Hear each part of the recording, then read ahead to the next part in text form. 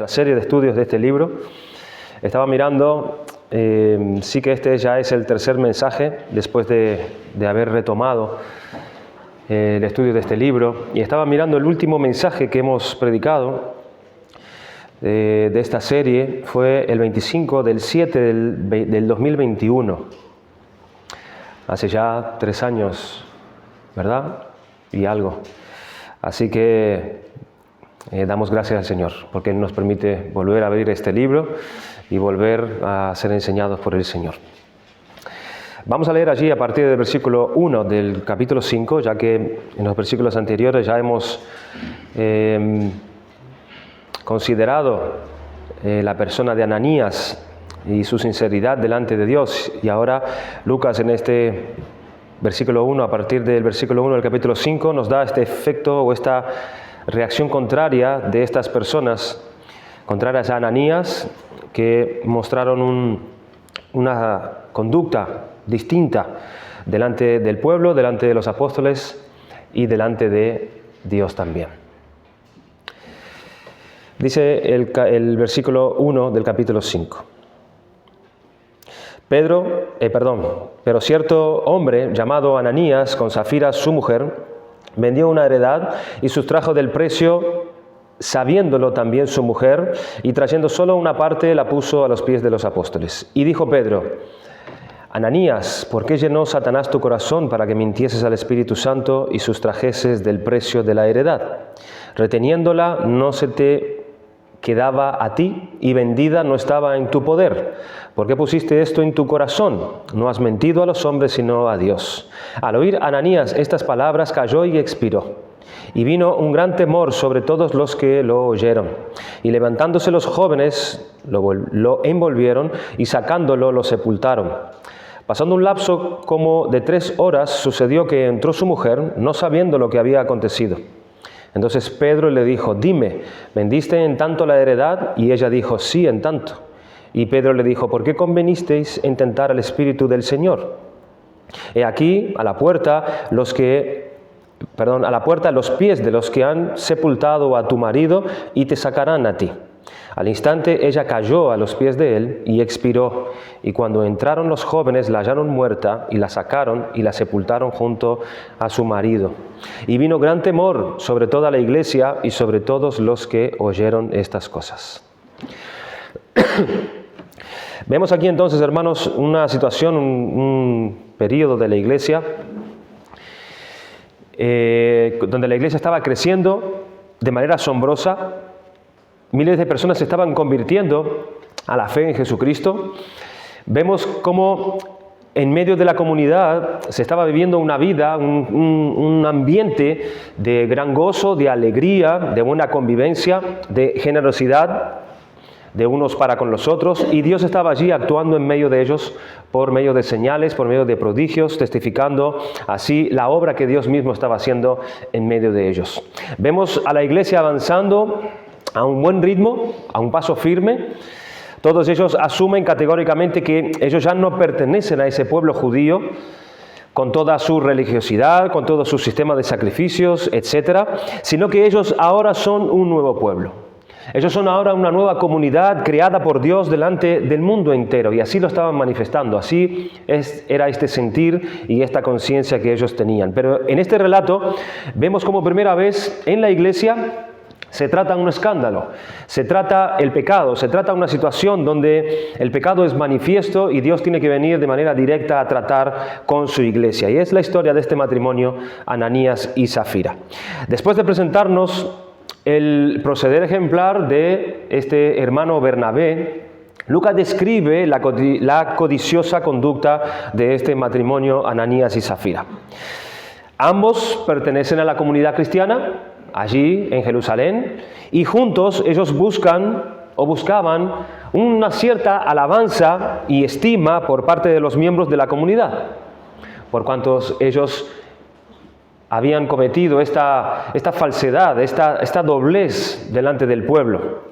Sin embargo, expresamente ellos elaboran un plan para quedarse con parte de ese producto de la venta de su propiedad. ¿Por qué? Porque ellos amaban más el dinero que al Señor. Allí estaban ellos poniendo más en primer lugar el poder satisfacer ese amor al dinero que ellos tenían que el propio amor al Señor que ellos manifestaban tener. Ellos venden su propiedad, reciben el dinero, se guardan una porción de ese dinero y dan el resto a los apóstoles para que sea distribuido allí entre los necesitados. La acción no puede ser calificada como otra cosa sino como un robo al mismo Señor, porque eso era lo que ellos estaban haciendo. Aun cuando los creyentes no se percatan de lo que estaba pasando, porque quizás el pueblo no estaba viendo lo que estaba pasando con este matrimonio, pero Pedro, siendo guiado por el Espíritu Santo, percibe que Satanás estaba actuando en el corazón de Ananías y Zafira, y por eso él le hace algunas preguntas concretas, enfocadas precisamente a su acción. Ananías, ¿por qué ha llenado Satanás tu corazón? Aquí estaba Pedro poniendo sobre él toda la responsabilidad por permitir que él hiciese esto. Él fue quien permitió que Satanás tomara el control de sus decisiones, de su voluntad. ¿Qué hizo que él mintiese al Espíritu Santo? Es la otra pregunta que le hace Pedro. Y con esta pregunta, Pedro pone en evidencia el corazón mismo del pecado de Ananías, es decir, su mentira. Como lo dice Pedro, no es a los hombres a quien tú has mentido, sino es a Dios, allí en el versículo 4. Y en el versículo 3, Pedro dice que su mentira fue al Espíritu Santo. Ananías no mintió directamente al Espíritu Santo, no fue algo directo al Espíritu Santo, sino que Pedro y los demás apóstoles, ellos estaban tan llenos del Espíritu Santo y el Espíritu Santo estaba en medio de la iglesia ministrando la obra de Dios, e entonces mentir en aquella altura y en aquel contexto era mentir al Espíritu Santo de Dios que estaba de manera presente en la iglesia, capacitando a la iglesia a vivir como discípulos de Cristo. Y al mencionar Pedro estas cosas, él deja claro un par de cosas muy esenciales que tenemos que abrir un paréntesis aquí para poder afirmarlas, por supuesto. El Espíritu Santo es alguien personal. Él es una persona y Él no es una fuerza como los testigos de Jehová suelen decir o testificar. Más adelante, a Zafira, Él le dice, ustedes tentaron al Espíritu Santo. Y es una realidad que no se le puede mentir, ni se le puede tentar a una fuerza, ¿verdad?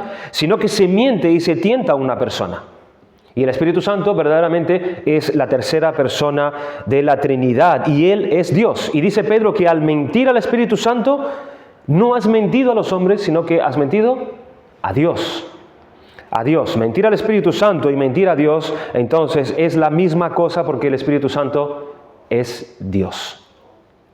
Este es uno de los pasajes que se usa para poder hablar de la personalidad del Espíritu Santo y de su divinidad. Aquí está claro, Pedro está asociando el Espíritu Santo con Dios mismo. Después de la confrontación de Pedro, que dice que al oír a Ananías estas palabras, él cayó y expiró. Así que acá tenemos un caso en que el juicio de Dios se ejecuta de manera inmediata. De manera inmediata. Hay otros casos en las Escrituras en que los pecadores son castigados de muerte rápidamente.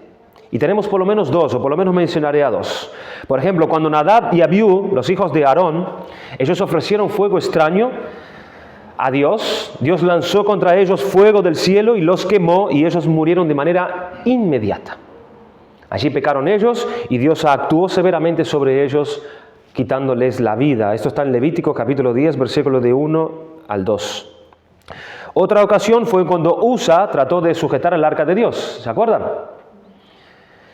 Había sido puesta en una carreta en vez de ser trasladada por los sacerdotes y extendió él su mano hacia ella cuando ella estuvo a punto de caerse y Dios lo castigó de manera que él murió allí mismo al instante al lado del arca.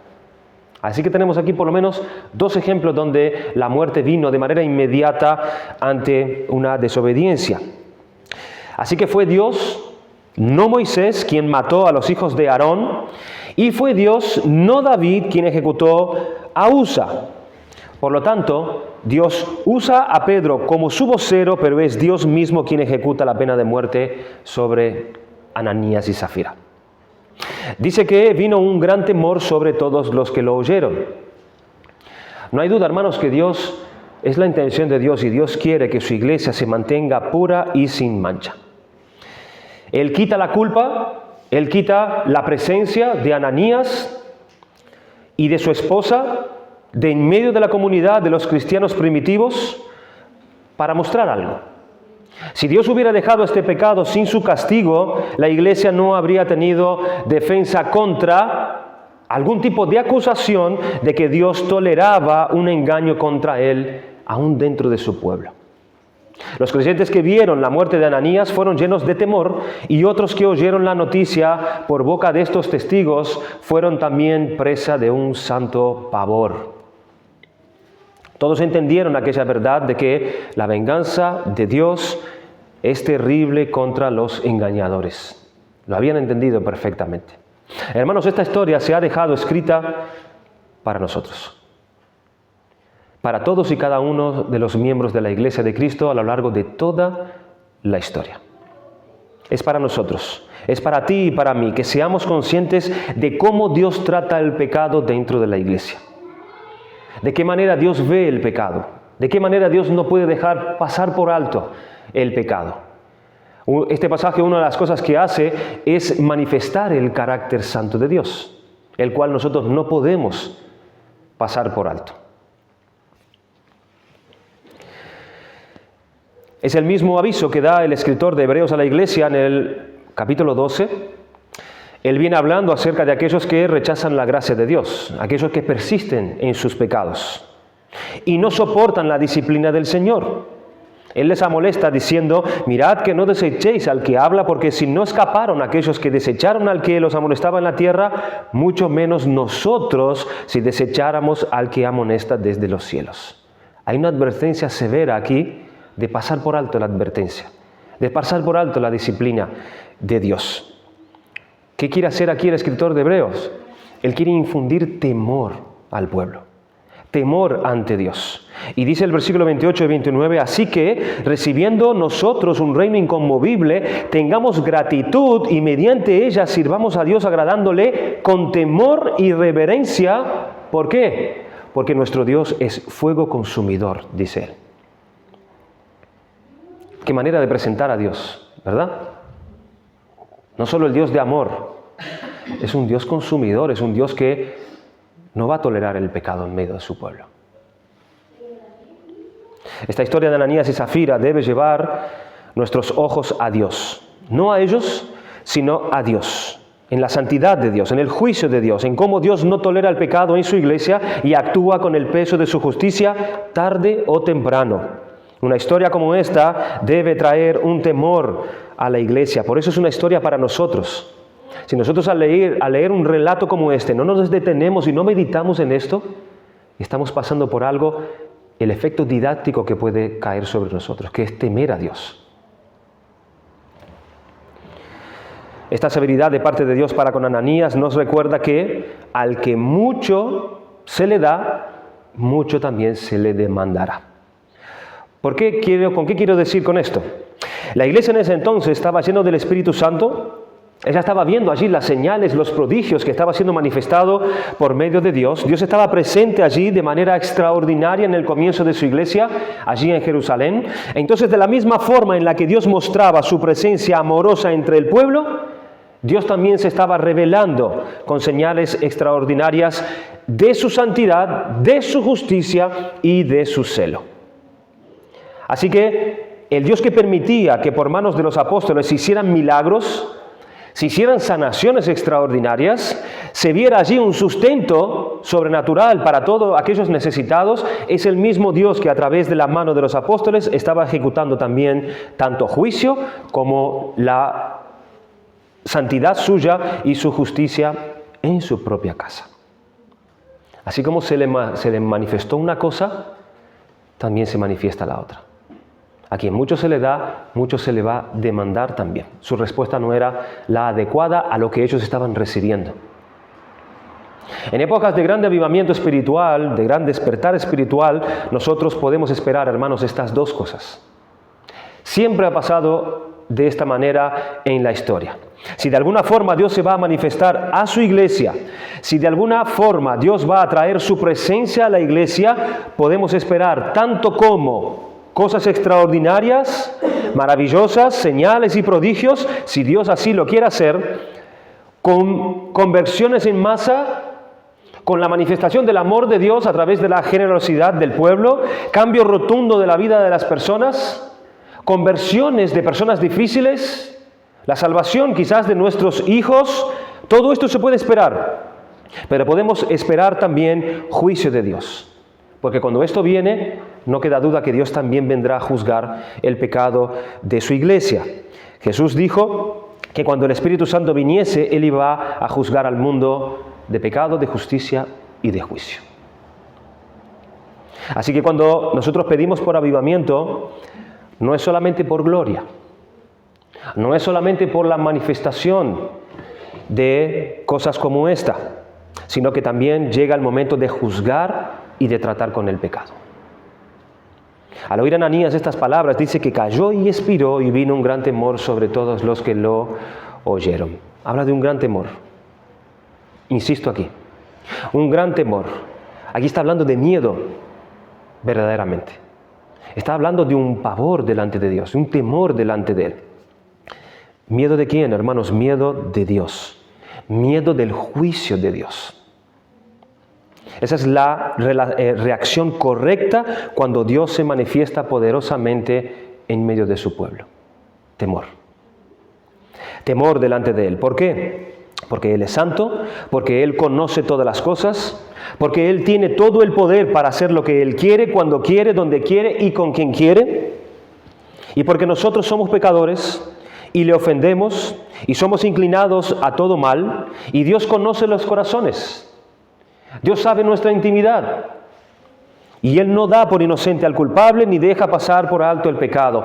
Todo, absolutamente todo, debe pasar bajo el juicio de Dios. Por tanto, la actitud correcta ante un Dios así es temor, es temblor y es reverencia. Dios quiere darse a conocer así. ¿Por qué el mundo está, hermanos, como está?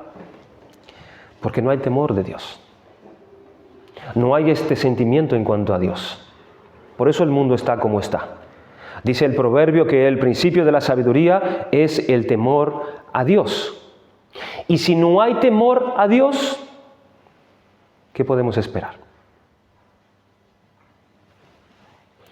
Sigue diciendo el versículo: los insensatos desprecian la sabiduría y la enseñanza. Dice el versículo 6, y levantándose los jóvenes lo envolvieron y sacándolo lo sepultaron. Nosotros no sabemos quiénes eran estos jóvenes. ¿Quiénes eran estos hombres? Probablemente personas que se habían convertido y que se habían puesto a disposición de los apóstoles para poder servir. No eran ordenados ni pertenecían a un grupo definido allí dentro de la iglesia, sino que probablemente eran jóvenes que estaban a disposición de Pedro, de los demás apóstoles, para poder ayudar en las necesidades que pudieran aparecer. Fueron ellos quienes envolvieron a Ananías y lo sepultaron rápidamente. El próximo paso ahora es la esposa de Ananías, Safira. Dice el versículo 7 que pasado un lapso como de 3 horas sucedió que entró su mujer no sabiendo lo que había acontecido. Se puede suponer que Safira se puso inquieta por la ausencia de su marido. No se sabe cuán lejos estaba la casa de ella del lugar donde se reunían los apóstoles. Quizás por eso tardó tanto tiempo en presentarse delante de Pedro. 3 horas, dice. La cosa es que 3 horas después ella se aparece ante los apóstoles. Nadie le había dicho nada del trágico fin de su marido. A mí me llama la atención eso también, porque dice que cuando esto pasó con Ananías, todo el pueblo se llenó de temor y esto se empezó a divulgar por todo el pueblo. Y resulta que esta noticia no había llegado a esta mujer hasta el momento que ella es confrontada allí delante de Pedro. ¿Será esta también parte de la providencia de Dios en su manera de obrar? En el versículo 8 dice que Pedro la confrontó. Entonces Pedro le dijo: dime, ¿vendiste en tanto la heredad? Y ella dijo: sí, en tanto.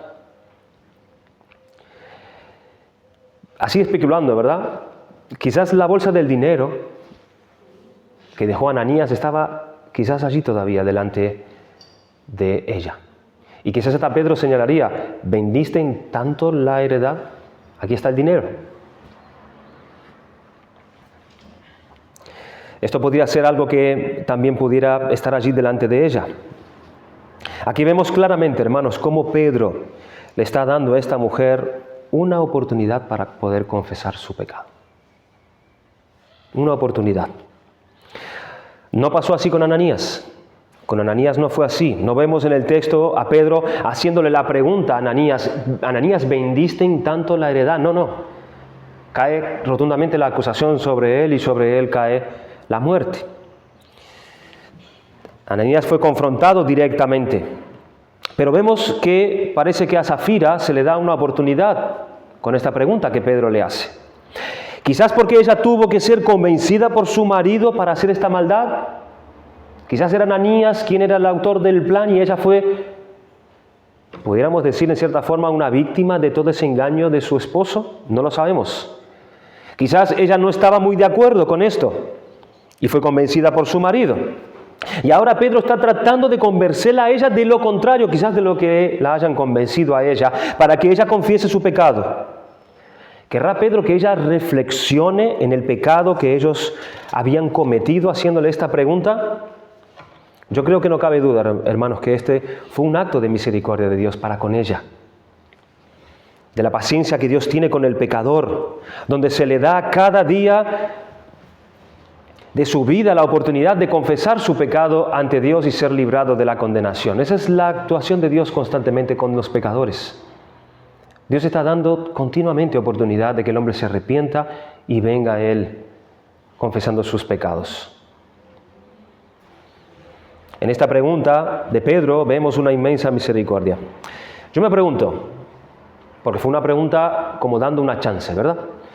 Si Zafira hubiese confesado su pecado, ¿había escapado del juicio de la muerte inminente como su marido? No lo sabemos, hermanos, no lo sabemos. Si ustedes se recuerdan la historia de Acán, allí en Jueces 7, cuando Acán fue confrontado por su pecado y se le pidió que confesase, Acán lo hizo.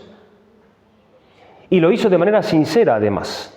Dice el versículo 9 del capítulo 7 de Josué. Entonces Josué dijo a Acán, hijo mío, después que trataron de investigar de dónde venía todo esto, allí estaba Acán delante de Josué. Hijo mío, da gloria a Jehová, el Dios de Israel, y dale alabanzas, y declárame ahora lo que has hecho, no me lo encubras. Y Acán respondió a Josué diciendo, verdaderamente yo he pecado contra Jehová, el Dios de Israel, y así he hecho. Pues vi entre los despojos un manto babilónico muy bueno, y 200 siclos de plata, y un lingote de oro de peso de 50 siclos, lo cual codicié y tomé. Acán está poniéndole nombre a su pecado aquí. Y recuerda que todavía no habían descubierto estas cosas de la tienda. Él declaró toda la verdad. Él está poniendo nombre. Él dijo, yo codicié. Y he aquí que está escondido, y aquí está él siguiendo su confesión, bajo tierra en medio de mi tienda y el dinero debajo de ello.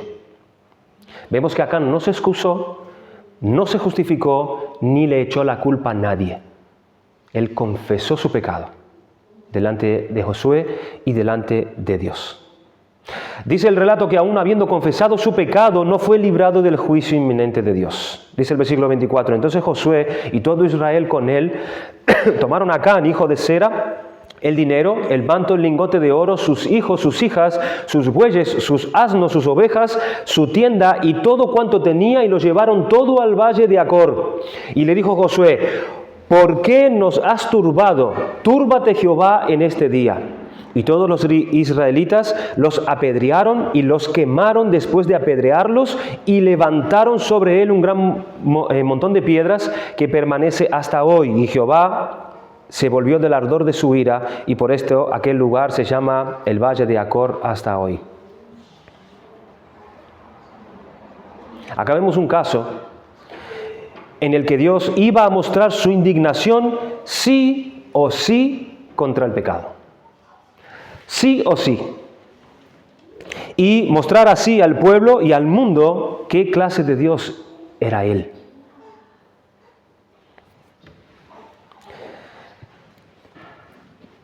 ¿Qué pasa con nosotros hoy en la nueva alianza? Cristo ya murió por nuestros pecados. Él pagó todos y cada uno de nuestros pecados pasados, presentes y futuros. Ya no tenemos culpa delante de Dios. Cristo todo lo pagó.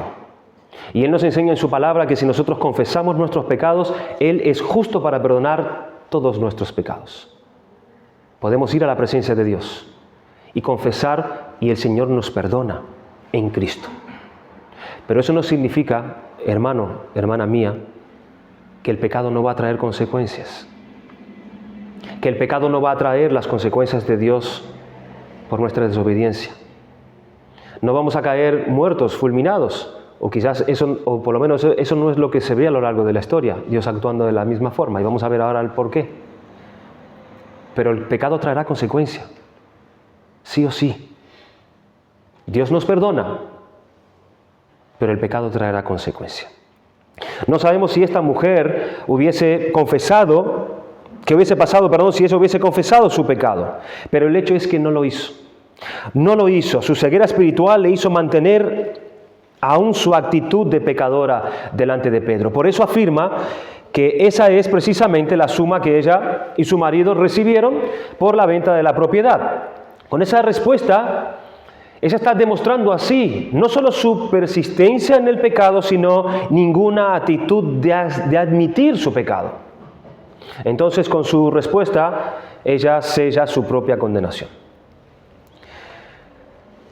Como que Pedro allí estaba, ¿verdad?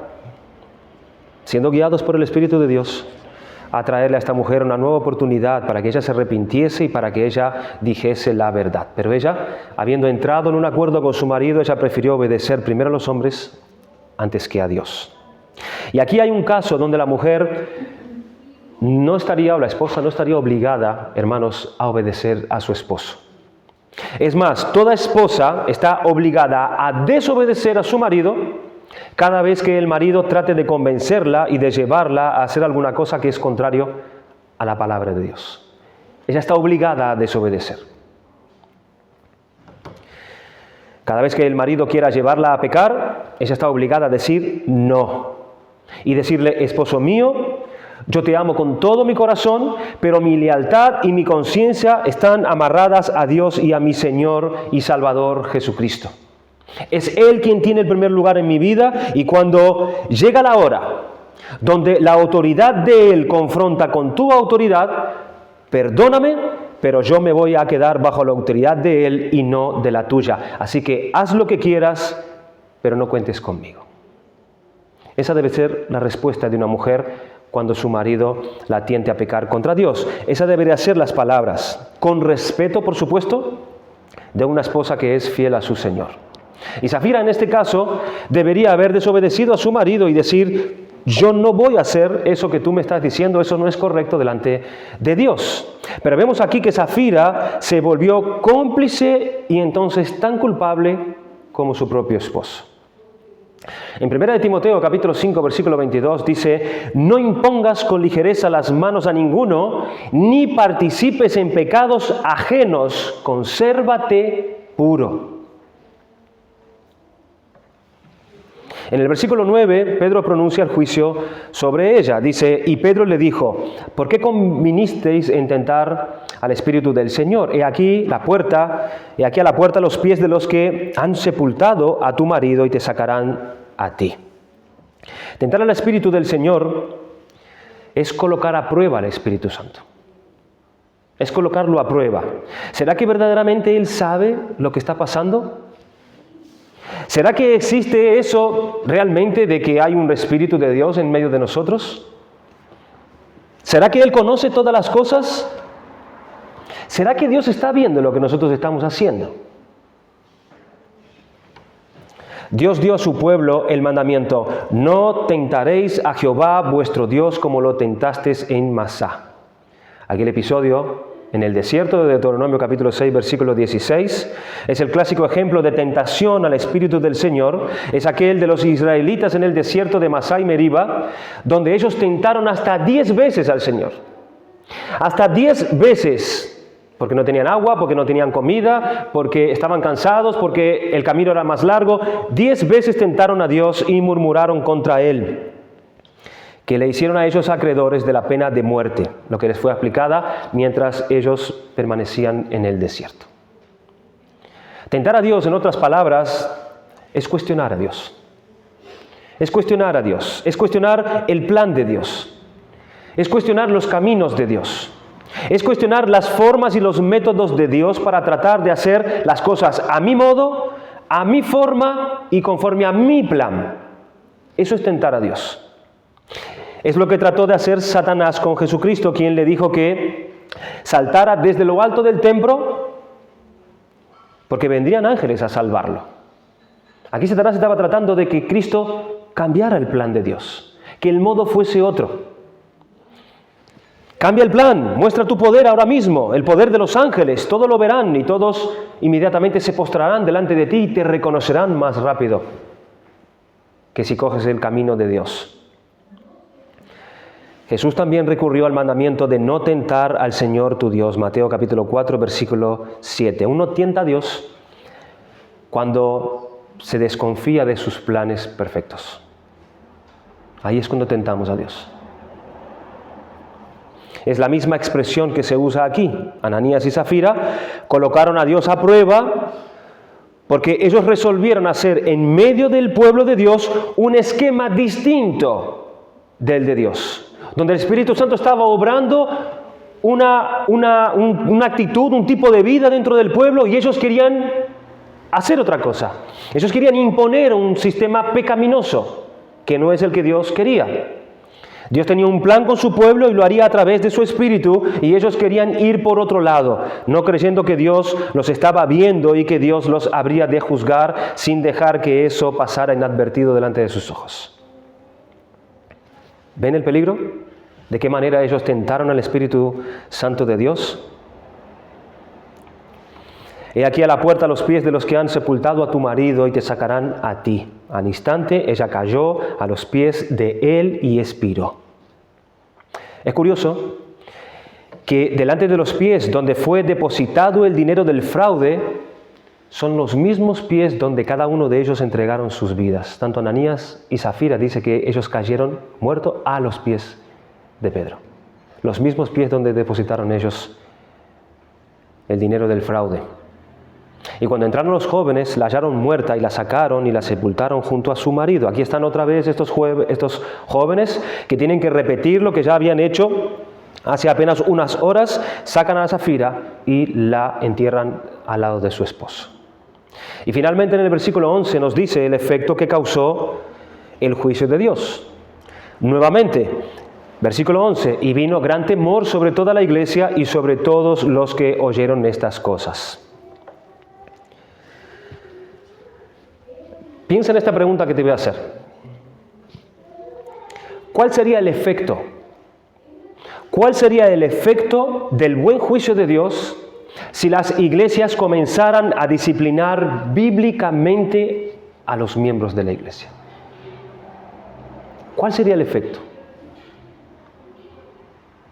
¿Cuál sería el efecto si en las iglesias se comenzaran a excluir, a suprimir, a suspender, a disciplinar a los miembros mentirosos, deshonestos, faltosos, que cometen inmoralidades, falto de sujeción a los pastores, desobedientes? ¿Cuál sería el efecto? ¿Cuál sería el efecto si las iglesias fuesen más rígidas en el tema del control de la membresía, de la vida de piedad de la membresía? Si fuesen más rígidas en el control de la vida familiar de los miembros de la iglesia, de sus compromisos como cristianos en el hogar, en el trabajo o en la iglesia. ¿Cuál sería el efecto, hermanos? ¿Sería malo? ¿Eso alejaría más bien a las personas de la iglesia? ¿Las personas no querrían ser parte de una iglesia así? Diciendo, no, yo no sería de ningún modo miembro de tal iglesia. Allí son demasiados legalistas. Allí son demasiado rígidos. Es una iglesia que no se practica el amor. No me gusta. No me gusta que me estén diciendo cómo es que yo debo vivir mi vida. Yo nunca haría parte de una iglesia así. Y no es así que yo entiendo la Biblia, además. ¿Cuál sería el efecto, hermanos, si las iglesias comenzaran a aplicar la disciplina bíblica correctamente? Mira precisamente cuál fue el efecto que causó en la iglesia y con las demás personas alrededor después de lo que sucedió con este matrimonio. El versículo 11 lo hemos leído: y vino gran temor sobre toda la iglesia y sobre todos los que oyeron estas cosas. Qué curioso que la primera vez que se usa la palabra iglesia en el Nuevo Testamento aquí, o en el libro de Hechos, perdón, se hace en el contexto de la disciplina. Y vino gran temor sobre toda la iglesia, lo que muestra que a esta altura, hermanos, como dijimos al principio, la iglesia ya tenía su forma, ya se estaba organizando, ella ya era diferente a la comunidad de Israel. Ellos ya tenían una conciencia de que ellos eran un pueblo distinto, un pueblo apartado por Dios para vivir de manera diferente. Eran los escogidos de Dios. Ellos tenían la conciencia que ellos eran la verdadera descendencia de Abraham, de Isaac y de Jacob, eran un pueblo espiritual. Ellos tenían esa conciencia. Y es significativo que recién aparece esta palabra aquí, en este contexto de disciplina, porque la iglesia toda temió. ¿Cuál fue el efecto didáctico de esto? El efecto fue que si alguien tenía quizás la intención de hacer la misma cosa o algo parecido, eso automáticamente se le iba a quitar de la cabeza. Al tener este juicio delante, lo iba a dudar 2 veces. Porque él vio lo que sucedió allí en esa iglesia con el mentiroso, con el engañador, con el hipócrita. Y ahora él teme. Por eso la disciplina, hermanos, es importante en una iglesia. La disciplina es importante, por eso la disciplina es necesaria en la iglesia, porque la disciplina es una de las marcas de una verdadera iglesia. Porque cuando la iglesia cuida, cuando la iglesia ejerce disciplina de manera correcta, cuando la iglesia penaliza a los pecadores impenitentes que no quieren retratarse, que no quieren arrepentirse, que no quieren cambiar su modo, su estilo de vida, eso es bueno para la iglesia. Es bueno para la iglesia. Eso es bueno para los jóvenes, viendo ese ejemplo. Eso es bueno para que ellos vean que nosotros no concordamos ni convivimos con el pecado. Eso es bueno para que la gente de afuera, porque el mundo ve en nosotros que nosotros no permitimos que el pecado esté entre nosotros. Eso es bueno. Pero si nosotros más bien lo abrigamos, si nosotros hacemos la vista gorda, si nosotros pasamos un trapito por encima cuando hay pecados en la iglesia, si nosotros cerramos nuestros ojos y dejamos que la juventud viva de cualquier manera, si nosotros dejamos que los matrimonios vivan de cualquier manera, criando a sus hijos de cualquier forma, si dejamos que la iglesia viva de cualquier manera manejando sus negocios de manera deshonesta, si la iglesia no ejerce pastoreo, procurando que el miembro reciba tanto la ayuda, tanto el discipulado, tanto el conocimiento para que puedan llevar una vida justa y recta delante de Dios, hermanos, ¿cómo luego podemos esperar que el Espíritu Santo venga y llene la iglesia de su influencia? Si la iglesia no hace estas cosas, lo que estaremos haciendo es tentando al Espíritu Santo.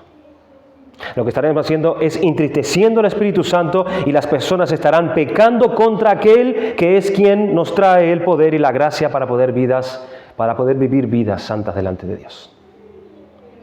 Es todo perjuicio. Es todo contrario. La muerte de este matrimonio causó un efecto didáctico e inmediato. Dice que vino gran temor sobre toda la iglesia y sobre todos los que lo oyeron estas cosas. Las personas se dieron cuenta que fue la obra de Dios para disciplinar. Una vez más, Lucas usa la expresión gran temor, la cual claramente se refiere a un estado de miedo. Todos los que oyeron de la muerte de Ananías y Zafira, seguramente ellos tomaron nota del juicio de Dios. Pero dice también que sobre todos los que lo oyeron estas cosas, es decir, de boca en boca se fue extendiendo la noticia relacionada con la muerte de Ananías y Zafira y se difunde por todas partes llevando el mensaje que Dios no tolera el engaño ni la falsedad en la iglesia. La noticia, por lo tanto, incluye una advertencia a todos los que estuvieron pensando en ser parte de la iglesia. Aquellos que estarían pensando ser parte de la iglesia, ellos tenían que tener en cuenta esto. Como también esto sería una advertencia para los que tenían intención de infiltrarse en la asamblea de los creyentes con el fin de engañar. El efecto positivo de todo es que Dios quiere una iglesia que se conserve como un bastión de verdad e integridad en el cual la mentira y la hipocresía no tengan lugar. Cualquiera pensaría que el efecto de esto, hermanos, disminuiría el ritmo del crecimiento de la iglesia, ¿verdad? Porque ¿quién iba a querer ser parte de una iglesia como esa? Pero fíjate lo que dice el versículo 14, que ya será parte del próximo mensaje, que dice: y los que creían en el Señor aumentaban más cuán número así de hombres como de mujeres. El crecimiento de la iglesia no se detuvo. Al contrario, siguió creciendo más el número de hombres como de mujeres. Hermanos, siempre las personas son más atraídas a una iglesia donde el pecado es llevado seriamente. Porque siempre ha sido así. La historia lo ha demostrado. En toda la historia de la iglesia, los grandes tiempos de conversión siempre han sucedido en un contexto donde la iglesia se guardaba en plena santidad, porque era la obra de Dios. Dios quería traer muchas personas a la iglesia y Dios manifestaba la santidad suya en medio de su iglesia. Y eso atraía pecadores allí, pecadores que se arrepentían. Siempre ha sido así. Y nunca en un contexto donde el pecado es banalizado, donde los miembros viven de una manera de cualquier forma, porque allí es donde no se ve la diferencia entre la iglesia y el mundo no puede ver esa diferencia. Es lo mismo, de donde yo procedo, la iglesia es igual. Basta ver las figuras que el Señor usa en su exhortación cuando Él dijo: ustedes son luz del mundo y sal de la tierra.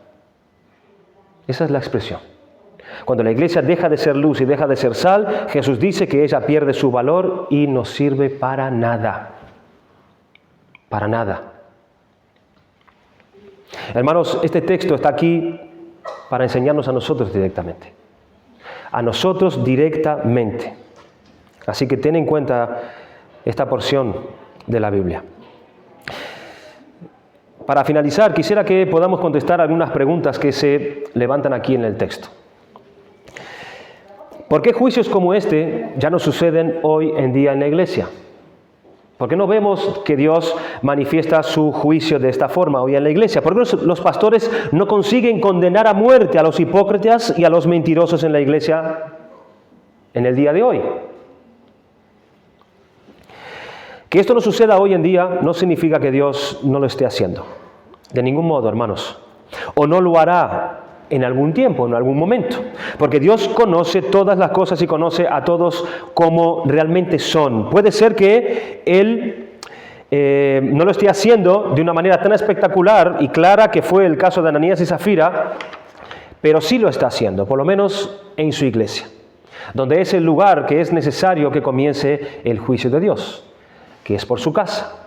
Quizás no lo haga de esta forma, pero no queda dudas que Dios manifiesta su juicio sobre su pueblo.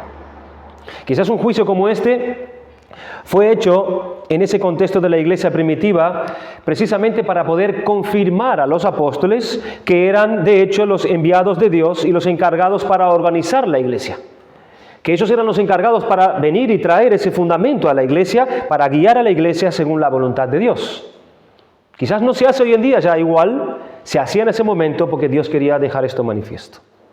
Allí están los encargados, los que estarán trayendo estas cosas a la iglesia. Cuando nosotros leemos el libro de Hechos, nosotros tenemos que tener cuidado de qué manera lo leemos. ¿Por qué?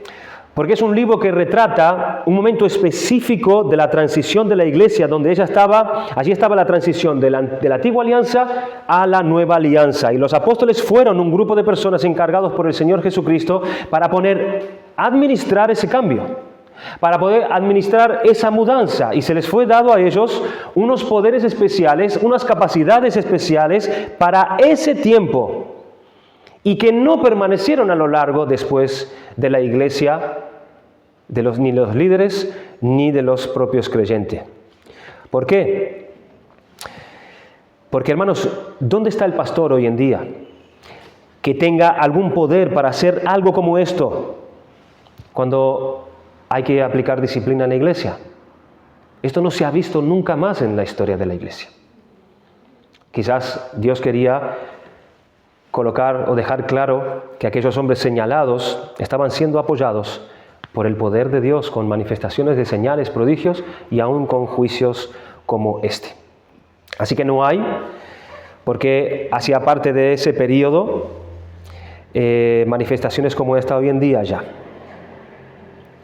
La segunda pregunta que podemos hacernos, que el mismo texto no responde, es la siguiente. Ananías y Zafira, ¿eran creyentes verdaderamente? ¿Ellos eran salvos? Fue una de las cosas que nosotros comentamos en el final del mensaje anterior con algunos hermanos, ¿verdad?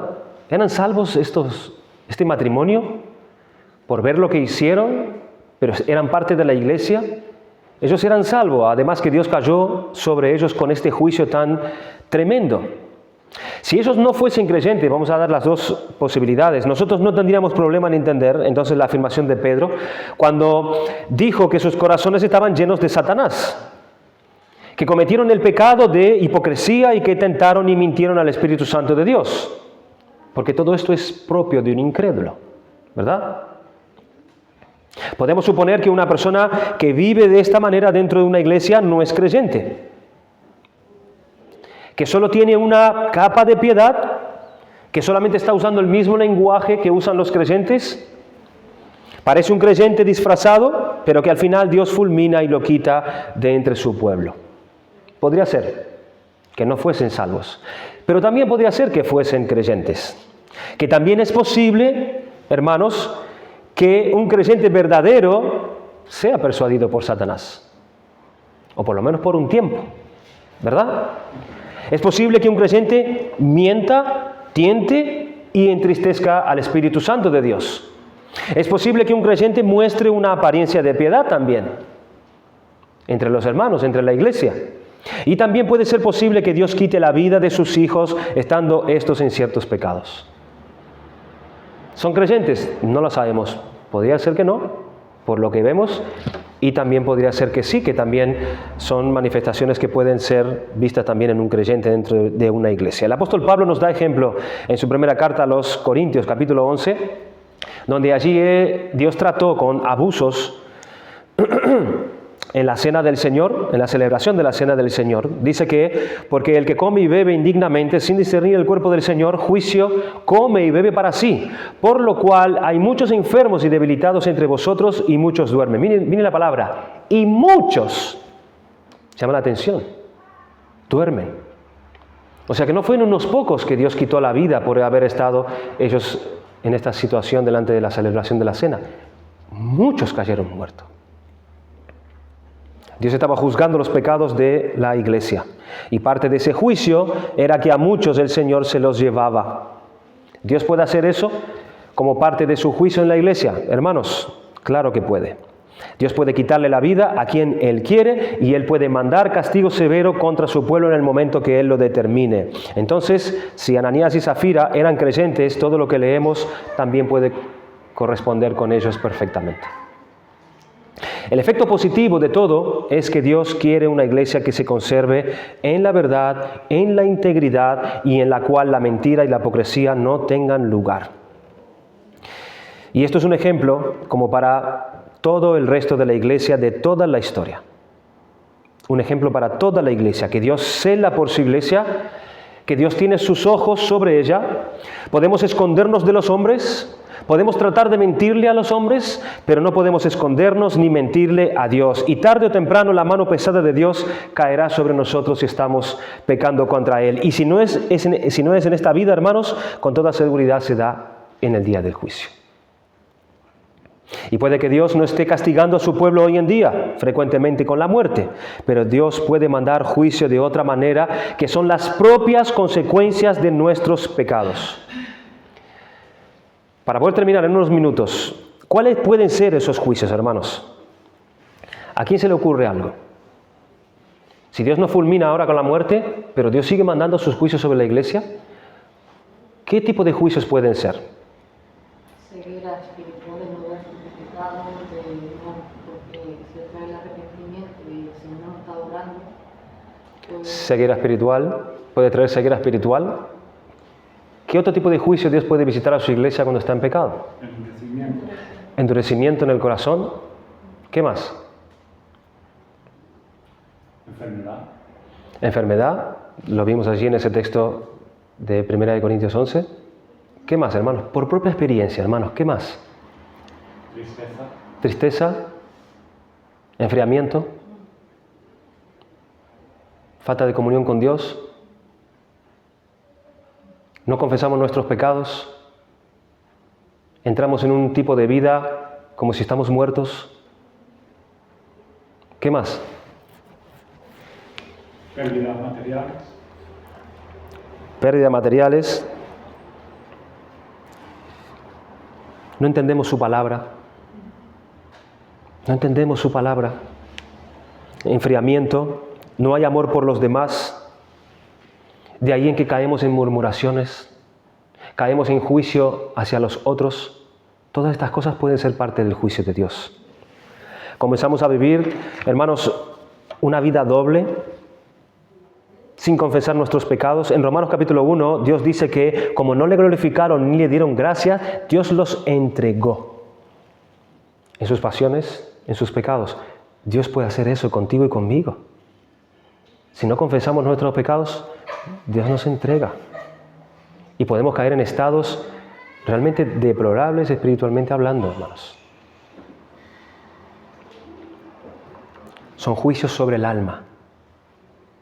Si Dios no te fulmina tu cuerpo y te lleva, pero Dios trae juicio sobre el alma. Y cuando esto pasa, ¿qué sucede? Somos presas fáciles y somos un terreno propicio para que venga Satanás y siembre sus mentiras, siembre sus engaños, llenando nuestro corazón de sus argumentos, de sus ideas, y tenemos el corazón como una inmensa avenida para que el diablo entre, y así pasamos a ser instrumento en sus manos para poder dañar a Dios y su obra. ¿Ven la consecuencia? Tiene repercusión. Claro que sí, Dios nos visita con su juicio. Para terminar, dos últimos puntos muy breves. La disciplina sobre la iglesia, hermanos, no vacía la iglesia. La disciplina sobre la iglesia no vacía la iglesia, siempre que ella es hecha de la manera correcta. Si la iglesia tiene la disciplina como una de las señales de una iglesia verdadera, porque tres son las señales de una iglesia verdadera. Es la predicación correcta de la palabra de Cristo, la administración correcta del bautismo y de la cena, y la administración de la disciplina.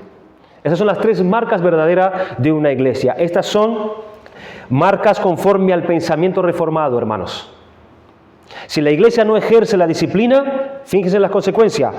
Estará faltando una marca muy importante y los resultados afectará a la predicación. Si no hay disciplina, entonces no vamos a predicar sobre el pecado, no vamos a predicar sobre la mortificación del pecado, no vamos a predicar acerca de la santidad, ni acerca de la condenación, ni acerca del infierno. Si no hay disciplina, afecta a la predicación de la palabra de Dios. Otra marca de una iglesia verdadera. Y si no estamos aplicando la disciplina, ¿quién participará de la cena del Señor o del bautismo? ¿A quién vamos a introducir a la iglesia para que participe de estas cosas? ¿Ven cómo todo está unido? Si no hay disciplina, no hay palabra correcta. Si no hay palabra correcta, la iglesia se empieza a llenar de falsos creyentes. No hay trato con el pecado. Así que la disciplina no vacía a la iglesia.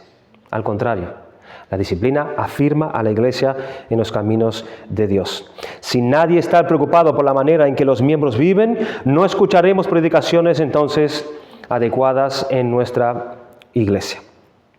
Sino que habrá más bien predicaciones sobre autoayuda, prosperidad, victoria, bendiciones. Y no estoy diciendo que esto no sean predicaciones que tienen que estar dentro de una iglesia, hermanos.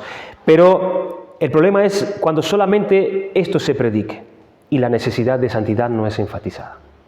Así que la disciplina es necesaria y es buena dentro de una iglesia y no vacía la iglesia. Y en cuarto último lugar, hermano, el cuarto punto, no participes del pecado de los demás. Puede que sea tu marido, puede que sea tu esposo, tu esposa, puede ser que tengas un hermano, puede ser el padre, puede ser tu hijo, puede ser tu mejor amigo. Quizás puedes estar en situaciones en que otra persona te pone, situación difícil donde tú estás obligado. No participes del pecado de los demás. Nuestra lealtad debe ser primeramente al Señor. Allí tenemos como ejemplo a la mujer de Ananías, Zafira. Y yo pensaba en esto, muchas familias enteras se han ido de la iglesia, familias enteras, se han ido de la iglesia por cuanto ellos no quisieron confrontar el pecado de uno de ellos, sino que lo apañaron. Apañaron el pecado de ese y cuando fueron confrontados por los pastores, por la iglesia, ellos no quisieron no hacerse, sino que lo abrazaron y todos se fueron. Todos se han ido. Se marcharon. Así que no seamos cómplices, hermanos, de los pecados de los demás, sino que dejemos que la iglesia trate, que Dios por medio de su Espíritu, usando a los pastores, a los hombres que Dios escoge, para tratar el pecado de su iglesia. Porque Dios quiere a su iglesia santa. Quiere una iglesia como estaba en este tiempo allí. Ese es el plan de Dios. Siempre ha sido así. Nosotros como su iglesia y como sus hijos, tengamos esto en cuenta, hermanos, para que precisamente podamos andar con este temor que Dios quiere de nosotros. El temor a Dios nos mantendrá apartados del pecado y en servicio a Él. Vamos a dar gracias al Señor por su palabra.